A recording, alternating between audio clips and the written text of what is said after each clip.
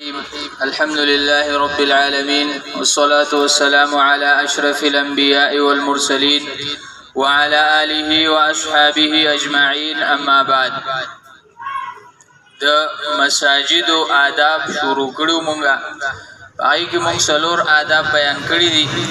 نن به ان شاء الله د مساجد و پنځم ادب بیانو او پنځم ادب د مسجد دا دی چې کله مونږه مسجد ته لاړ شو نو د مسجد منځ 2 رکعاته تحیت المسجد دا ادا کو.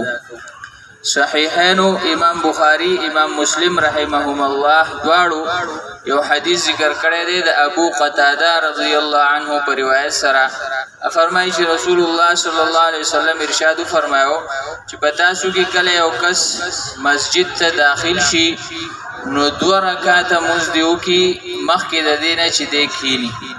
مطلب دا د په جمعات کې د تلاوت لپاره یا د فرض مونږ د انتظار لپاره د کیناستو نه مخکې پکار دا چې د دې مسجد احترام وشي په 2 رکعاته مونږ باندې.